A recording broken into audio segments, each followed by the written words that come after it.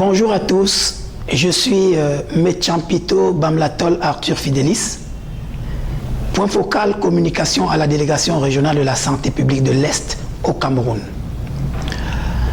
Je reviens pour répondre aux deux premières questions que j'avais choisies la dernière fois avant la formation. Il s'agissait de la question numéro 1 et de la question numéro 6. La question numéro 1 faisait allusion à la faible vaccination des femmes par rapport aux hommes.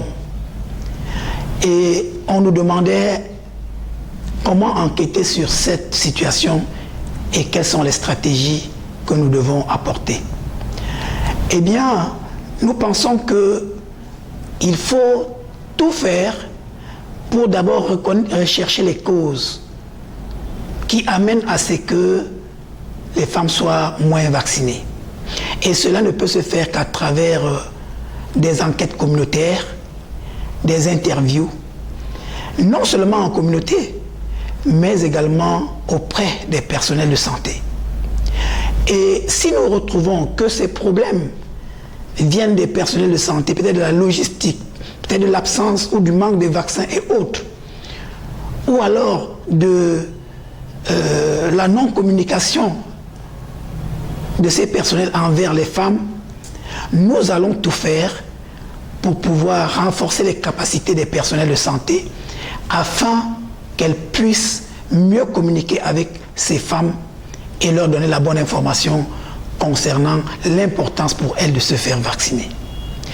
En ce qui concerne la communauté, nous allons chercher les causes et à partir de ces causes, nous pourrons maintenant adapter des stratégies comme les causeries éducatives auprès des familles, auprès des associations. Nous pouvons aussi faire appel aux sectoriels qui travaillent avec les femmes, comme la promotion de la santé, la promotion de la femme et de la famille, la jeunesse, ainsi de suite, pour que ces entités puissent permettre que la bonne information puisse être véhiculée et que les femmes puissent adhérer à la vaccination. La seconde question était la 6e.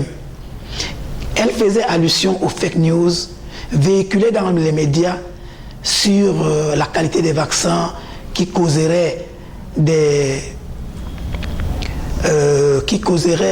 auprès des femmes des fausses couches. À ce niveau, ce que nous devons faire, c'est de chercher à identifier les médias qui véhiculent ces fausses informations. Nous allons donc former les leaders de ces médias en leur donnant la bonne information pour qu'ils puissent la véhiculer désormais. Parce que parfois, ces réseaux sociaux véhiculent des informations incomplètes, imparfaites du fait de la sous-information. Alors, il va falloir leur donner l'information adéquate et leur demander de diffuser celle-là qui est la bonne et qui pourra susciter une adhésion à la vaccination. Et de l'autre côté, il va falloir également que nous puissions tenir des causeries éducatives à l'endroit de ces femmes, puisqu'il y a déjà des femmes qui témoignent contre la vaccination. Nous allons également chercher dans la communauté les femmes qui sont déjà vaccinées pour qu'elles viennent témoigner sur la qualité des vaccins, la fiabilité des vaccins et que cela redonne, n'est-ce pas, le goût ou l'intérêt de la vaccination aux femmes qui sont réticentes. Nous allons procéder à la diffusion des messages sur l'importance de la vaccination des femmes, sur la qualité des vaccins dans les associations, auprès des associations et dans les médias en dialecte local pour que le message puisse mieux passer et que les gens comprennent que le vaccin contre le Covid-19 est un vaccin à prendre, qu'on soit une femme ou un homme. On va donc diffuser des messages en langue locale qui permettront à ce que les femmes puissent mieux comprendre l'importance de la vaccination, que les vaccins qui sont dans le programme élargi de vaccination sont des vaccins de qualité des vaccins fiables et qu'il n'y a aucune crainte pour une femme, qu'elle soit enceinte ou pas, de se faire vacciner.